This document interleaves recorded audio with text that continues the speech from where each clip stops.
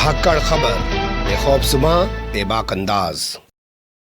धाकड़ खबर में आपका स्वागत है। मैं आपके साथ हूं अकरम रईस खान, डॉक्टर कफील खान। आजकल पूरे सोशल मीडिया पे छाए हुए हैं। हर तरफ से, देश ही नहीं पूरी दुनिया से उनके लिए दुआएं हो रही हैं कि वो जल्द से जल्द बाहर आ जाएं। लोग उनको देखना चाहते हैं, सुनना चाहते हैं और फिर से उनको नए तरीके से पढ़ना भी चाहते हैं। बताया जा रहा है कि वो जेल के अंदर अपनी तीसरी किताब लिखने की कोशिशों में लगे हुए थे। उनसे तमाम दस्तावेज छीन लिए गए हैं। ना उनको पढ़ने दिया जा रहा है, ना उनको लिखने दिया जा रहा है। ये मामला इन दिनों उत्तर प्रदेश की इलाहाबाद हाईकोर्ट में विचाराधीन है, जहां लगातार हर सुनवाई पर जजों को बदल दिया जाता है। तो एक सवाल ये पैदा होता है कि हाईकोर्ट में आखिर सुनवाई क्यों नहीं हो रही है। और दूसरा सवाल ये पैदा होता है कि हाईकोर्ट में आखिर जो सुनवाई हो रही है वो क्या है। हालांकि आपका अपना चैनल धाकड़ खबर आपको इस बारे में कई बार बता चुका है, लेकिन ये बड़ा सवाल है। तो दो सवाल हुए। तीसरा सवाल ये कि अगर हाईकोर्ट ऐसा ही करता रहा तो कब तक हाईकोर्ट के दरवाजे पे खड़े रहेंगे। क्या इस मामले को लेकर सुप्रीम कोर्ट नहीं जाना चाहिए।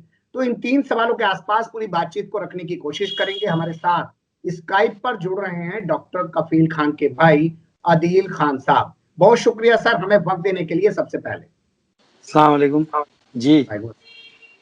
पहला मेरा सवाल आपसे ये है कि हाईकोर्ट में जो ये मामला पड़ा हुआ है, ये मामला है क्या? पूरा आप विस्तार से अगर बता पाए, कैसे आप सुप्रीम कोर्ट पहुंचे और फिर ये मामला कैसे हाईकोर्ट आया।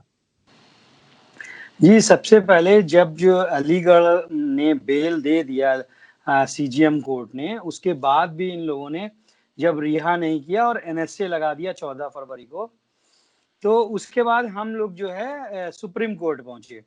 28 तारीख को हम लोगों की पहली डेट पड़ी सुप्रीम कोर्ट में, हम लोगों ने रिट फाइल किया। फिर 1-2 डेट के बाद 18 मार्च को सुप्रीम कोर्ट ने यहाँ हाई कोर्ट को डायरेक्शन दिया कि भाई आप जो है फौरन इसको जो है सुनवाई कर लें। और एज इट इज जो रिट एप्लीकेशन सुप्रीम कोर्ट में है फौरन सुनवाई करने के लिए, एज इट इज मैं यही रिट जो सुप्रीम कोर्ट में है उसी को हाई कोर्ट में शिफ्ट भेज रहा हूं ताकि टाइम वेस्ट ना हो। तो हम लोग उसके बाद 18 मार्च के बाद आ गए सुप्रीम कोर्ट से हाई कोर्ट में। अब उसी वक्त जो है वो लॉकडाउन हो गया, तो उसके बाद जो है वो हम लोगों ने वहां पे पेपर खुजवाया तो पता चला कि जो सुप्रीम कोर्ट से रिट आई वो गायब हो गई। अब ये शॉक्ड हो गया आदमी की पहला ये हिंदुस्तान का पहला वाकया होगा कि सुप्रीम कोर्ट का पेपर ही गायब हो गया। उन सब वक्त में हम लोगों ने बीच में एक नई रिट एप्लीकेशन फाइल की कि भाई पेपर नहीं मिल रहा है तो हम नई रिट फाइल कर देते हैं।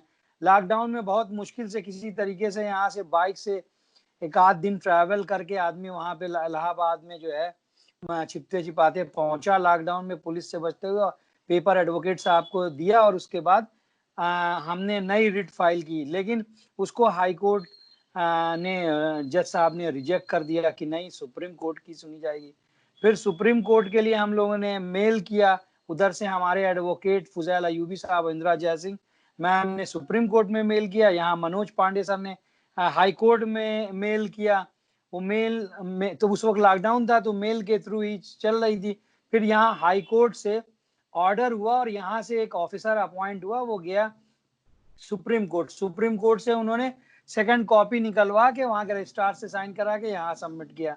फिर उसके बाद 12 मई से जो है हमको यहाँ इलाहाबाद कोर्ट से नई जो है रिट एप्लीकेशन नंबर मिला। फिर यहाँ से प्रॉपर सुनवाई हुई। अब सुप्रीम कोर्ट ने कहा था कि एज इट इज यही रिट जो है सुनी जाएगी, लेकिन जो है गवर्नमेंट जो काउंसिल है वो जो है चूंकि हाई कोर्ट का फॉर्मेट अलग होता है सुप्रीम कोर्ट का, वो बार बार वही एक्सक्यूज दे के कि इन्होंने ये पेपर नहीं जमा किया, इन्होंने ये पेपर नहीं जमा किया, हर बार डेट लेते जा रहे हैं। और ये पहला हिंदुस्तान का वाकया है कि हमारी जितनी भी डेटें अभी पड़ी हैं, ओवरऑल तो आप ऐसे देखिएगा तो 16 डेट है, लेकिन ऑन पेपर जहाँ पे नंबर मिला है वो 12 डेट हो गई।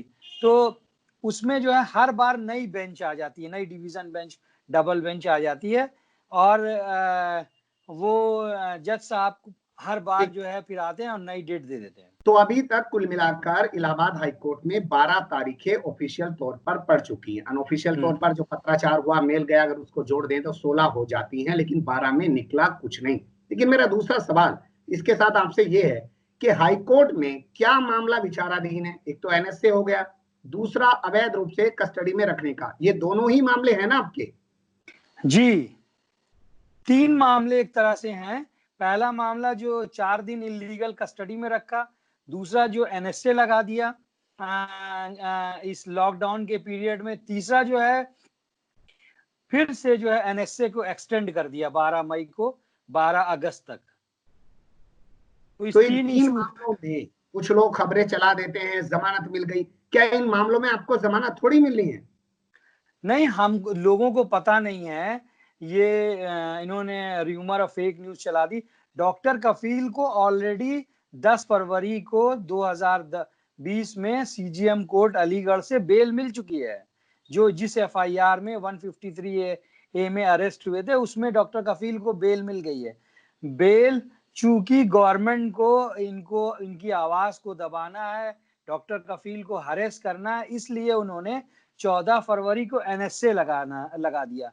अब कोर्ट में सिर्फ एक डेट में ही हियरिंग में क्लियर होना चाहिए कि भाई डॉक्टर कफील से क्या लॉ एंड ऑर्डर को नुकसान है, या डॉक्टर कफील से क्या जो है नेशनल देश की सुरक्षा को खतरा है, हाँ या ना। एक में अगर हाँ है तो कंटिन्यू रहेगा, नहीं है तो डॉक्टर कफील के ऊपर से एनएसए हटाइए, उनको रिहा कीजिए। अब क्या कंफ्यूजन है, क्या गवर्नमेंट की तरफ से ऊपर से प्रेशर है? हमारे पास लीगल ऑप्शन के अलावा कोई ऑप्शन नहीं है। हम बार बार जो है हम सुप्रीम कोर्ट गए, अब हम हाई कोर्ट आए हुए हैं, माननीय उच्च न्यायालय से बार बार रिक्वेस्ट कर रहे हैं। तो बार बार हाईकोर्ट में ये मामला टाला जा रहा है। देखिए, मैं अनऑफिशियल तौर पे कुछ चीजें होती हैं, जैसे पत्रकारों में भी गॉसिप चलते हैं, अरे पता है उस मंत्री का क्या हुआ, उस मंत्री का ऐसे हो गया, अरे पता है उस मंत्री का ऐसे ऐसे चल रहा है आजकल फला से चक्कर। तो ये अनऑफिशियल तौर पे चीजें होती हैं। जैसे आपकी 12 तारीखें पड़ चुकी हैं, क्या आपके वकीलों ने आपको अनऑफिशियल तौर पे बताया हो कि इस मामले को क्यों पेंडिंग डाला जा रहा है, क्यों जज इस पे सुनवाई नहीं कर रहे हैं? जाहिर सी बात है, ये आप बट नेचुरल आप समझ लीजिए कि जो प्रेशर तो है ही, तभी नहीं तो ये तो एक नॉर्मल सा केस है। इसमें इससे पहले जितने भी हैं, हम किसी आईपीसी सीआरपीसी पे बहस नहीं कर रहे हैं। हमको सिर्फ ये है कि डॉक्टर कफील पे जो एनएसए लगा गया वैलिड है कि नहीं वैलिड है। जो डॉक्टर कफील को 4 दिन इलीगल कस्टडी में रखा गया है, वो सही है कि नहीं सही है? क्योंकि सुप्रीम कोर्ट और हाई कोर्ट दोनों का ये कहना है कि अगर, और एक नहीं 8 जजमेंट हैं सुप्रीम कोर्ट के, कि अगर जो है किसी भी जो है बंदी को, चाहे उसके ऊपर जितना भी एफआईआर हो, अगर बेल मिली हुई है तो उसके ऊपर एनएसए नहीं लग सकता, वो इलीगल है, वो वैलिड ही नहीं है। उसके बाद भी आप देख लीजिए क्या चल रहा है, तो क्या कहा जाए। लोग एक सवाल उठा रहे हैं, बहुत सारे लोग मुझे भी फोन करते हैं, कमेंट्स करते हैं कि अरे डॉक्टर कफील खान के परिवार से बात कीजिए, वो पहले सुप्रीम कोर्ट चले गए, उन्होंने गलती की, उनको पहले इलाहाबाद हाई कोर्ट जाना चाहिए था। क्या आपको लगता है वो गलत कदम हुआ? नहीं, सुप्रीम कोर्ट का ही जजमेंट है कि 8 जजमेंट है, डुअल बेंच का, सिंगल बेंच का, ट्रिपल बेंच का। तो इसीलिए सुप्रीम कोर्ट गए थे कि जो है हमको पता था कि जो है इलाहाबाद हाई कोर्ट में पिछले बार हमने देखा बीआरडी के टाइम पे कि हमको न्याय मिलने में 9 महीना लग गया। 9 महीने के बाद जो है वो 20 अप्रैल को कोर्ट हमसे पूछता है कि भाई ये डॉक्टर को गैस से क्या मतलब है। तो ये समझने में, और 20 अप्रैल को ये करता कोर्ट कहता है और 25 अप्रैल को उनको बेल दे देता है। तो ये समझने में 9 महीना लग गया। तो हम लोगों को ये डर था कि कहीं ऐसा ना हो, जो है क्या नाम है, ऐसा कर दिया जाए, इस बार भी जो है 6 महीना लटका दिया जाए। तो हम लोग सबसे पहले सुप्रीम कोर्ट गए, और जब डॉक्टर कफील को बॉम्बे में अरेस्ट किया गया था, तो उस वक्त भी डॉक्टर कफील ने भी कहा था कि हमको बॉम्बे में ही मुझे जेल में रखा जाए और बॉम्बे में ही मेरे ऊपर मुकदमा चलाया जाए, क्योंकि यूपी में हम जाएंगे तो हमारे साथ जो है वो पुलिस वहाँ की एडमिनिस्ट्रेशन वहाँ के हमारे साथ सिर्फ जो है अन्याय ही करेगा, हमको जो है जेल में सड़ा देगा, और वही हो भी रहा है। लेकिन सर, सुप्रीम कोर्ट में जाने के बाद और सुप्रीम कोर्ट का आदेश होने के बाद भी तो आपको इलाहाबाद हाई कोर्ट में 5 महीने लग ही गए ना सर? हाँ, तो अब अगर 5 अगस्त हमारी नई डेट दी गई है, अगर 5 अगस्त को हमको न्याय नहीं मिलेगा इलाहाबाद हाई कोर्ट से, तो हम माननीय उच्च न्यायालय सुप्रीम कोर्ट में अपनी जो है अर्जी जो है उनके उच्च न्यायालय के सामने करेंगे कि माय लॉर्ड आपने जो है हमको इलाहाबाद हाई कोर्ट भेजा था कि फौरन सुनवाई हो जाए और वहाँ पे सिर्फ डेट ही डेट पड़ रही है, अब आप ही कुछ डायरेक्शन दीजिए। तो हम लोग अब मूव करेंगे सुप्रीम कोर्ट में 5 तारीख को। अगर डॉक्टर कफील के ऊपर से एनएसए नहीं हटता है तो डेफिनेटली हम सुप्रीम कोर्ट मूव करेंगे। तो ये बड़ा खुलासा, बड़ा ऐलान आपके सामने कर रहे हैं, धाकड़ खबर पे कर रहे हैं आदिल खान साहब, जो डॉक्टर कफील खान के भाई है, कि अगर 5 अगस्त को भी इसमें तारीख पड़ी और हाई कोर्ट ने कोई सुनवाई नहीं करी तो फिर से सुप्रीम कोर्ट जाएंगे और जाके कहेंगे आपके डायरेक्शन पे हम हाई कोर्ट गए थे, लेकिन हाई कोर्ट इस मामले को सुन नहीं रहा है, पेंडिंग में डाल रहा है। कैसी कैसी दुश्वारियां, क्योंकि वो जेल में बंद हैं, ईद भी उनकी जेल में गुजरी, अब बकरीद का त्योहार भी जेल में गुजरा, पूरे परिवार जो है वो किन चीजों से गुजर रहा है महसूस तो हम लोग कर सकते हैं, लेकिन मैं चाहता हूं थोड़ा सा आपकी जबानी लोगों को पता चले। देखिए, परिवार तो बहुत बहुत सेक्रीफाइस कर रहा है, क्योंकि 19 मार्च से हम लोग डॉक्टर कफील से मिल नहीं पाए हैं। और दूसरा जो है वो जेल में जो है वो वीडियो कॉन्फ्रेंसिंग की भी फैसिलिटी है सुप्रीम कोर्ट के हिसाब से, लेकिन वो भी करने नहीं दिया जाता है। सुप्रीम कोर्ट के हिसाब से 2 नंबर पे हफ्ते में 2 बार वो बात कर सकते हैं, लेकिन वो भी नहीं करने दिया जाता है। तो और इतने दिन से जो है देखा नहीं गया, तो उसका जो है फैमिली के ऊपर बहुत स्ट्रेस है।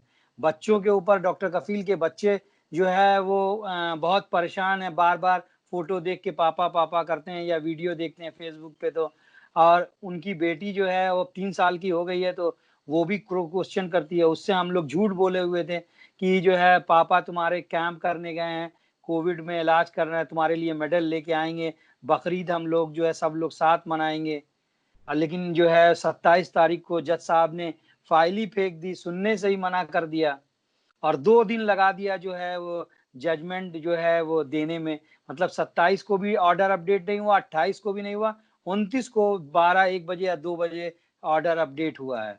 तो कि जो है इस वजह से आपका 5 अगस्त डेट होगा। तो फैमिली तो बहुत सफ़र कर रही है। डॉक्टर कफील के वाइफ की तबीयत भी नहीं ठीक है और हमारी मदर की भी तबीयत नहीं ठीक है, ना वो लोग प्रॉपर खाना खा रहे हैं ना कुछ खा रहे हैं।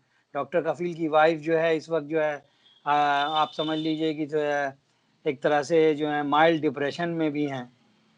भाई हर बार बीआरडी के 3 बार ये लोग जेल भेज चुके हैं।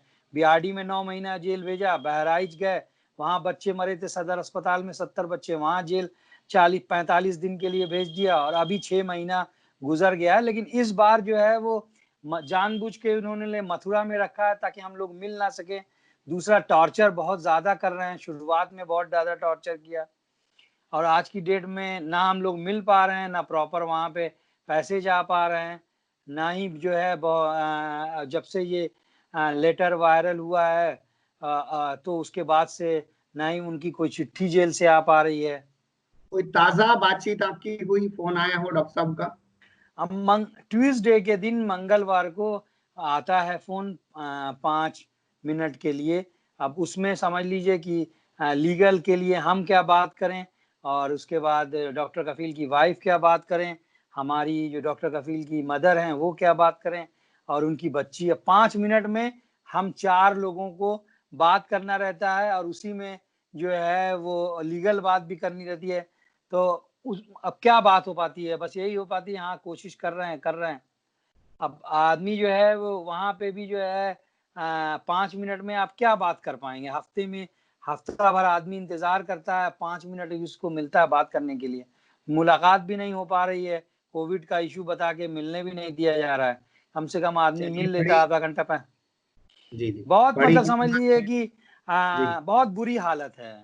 आप एक तरह से बड़ी समझ लीजिए कि जी इससे बुरी हालत हो ही नहीं सकती, इससे बुरी जी, हालत सिर्फ मौत हो सकती है। उस लेवल पे हमको जो है ला के खड़ा कर दिया गया। मैं समझ सकता हूं, लेकिन सिर्फ आपके लिए इतना ही कह सकता हूं और खुदा से दुआ कर सकता हूं कि आपके हालात को बेहतर करे, डॉक्टर कफील को बाहर निकाले और कम से कम इस सरकार को सद्बुद्धि दे। जो लोग इसको आईना दिखाने की अगर कोशिश करते हैं, जो लोग समाज के लिए कुछ करने की कोशिश करते हैं, क्या ये सरकार उनको ऐसे मिटाने की कोशिश करेगी? क्या ये बेहतर कर रही है? और कब तक ऐसे करेगी? और क्या ऐसे करके इसको समाज में अच्छी इज्जत मिल पाएगी या इतिहास में अच्छा स्थान मिल पाएगा? मैं फिर यही कहूंगा कि हम लोग एक चीज मैं ये भी कह रहा हूँ कि ऐसा नहीं है कि गवर्नमेंट में किसी भी ऑफिसर को डॉक्टर कफील की वाइफ ने लेटर ना लिखा हो, डॉक्टर कफील की मदर ने लेटर ना लिखा हो। सीएम को भी लेटर लिखा है, होम सेक्रेटरी को भी लेटर लिखा हुआ है, प्राइम मिनिस्टर को भी लेटर लिखा है, प्रेसिडेंट को भी लिखा है, गवर्नर ऑफ यूपी को भी लिखा है, होम मिनिस्टर को भी लिखा है, सबके पास लेटर गया हुआ है। और डीजीपी सर को भी लेटर गया हुआ है। क्या नाम है कि जो है जब पेरोल के टाइम में भी इनको पेरोल नहीं दी गया तब भी सबको लेटर लिखा था। तो लेटर जो है रिक्वेस्ट हम हर जगह कर रहे हैं कि भाई कोई तो सुने। चीफ जस्टिस इलाहाबाद को भी लेटर लिखा गया, चीफ जस्टिस सुप्रीम कोर्ट को भी लेटर लिखा गया है कि आप देखिए कि एक जो है एक डॉक्टर को किस तरीके से जो है हरेस किया जा रहा है। अननेसेसरी 3 साल के बीजेपी गवर्नमेंट में डॉक्टर कफील जो हैं वो आप क्या नाम है 16 महीने से ऊपर लगभग 17वां महीना 17 महीने मान के चलिए कि जो है 17 महीने में हम लोग 15 डेज क्रॉस कर चुके हैं। 3 साल के पीरियड में 17 महीने डॉक्टर कफील को जेल में रखा है। पहली बार 9 महीने रखा, उसके बाद 45 दिन रखा, और इस बार जो है वो 29 जनवरी से लेके आज 30 जो है वो जुलाई हो गई है। आप देख लीजिए कितना दिन हो गया है।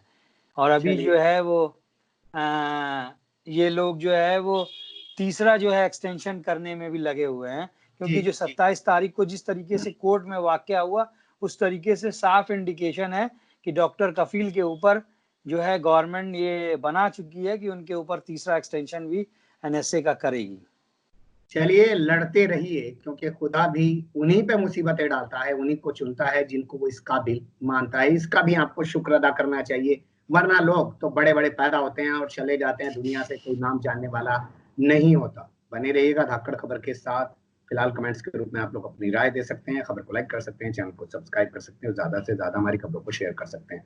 फिर ऐसे ही किसी सुलगते हुए या उलझते मुद्दे लेकर मैं आपके सामने हूँ हाजिर। फिलहाल अभी मुझे नहीं इजाजत।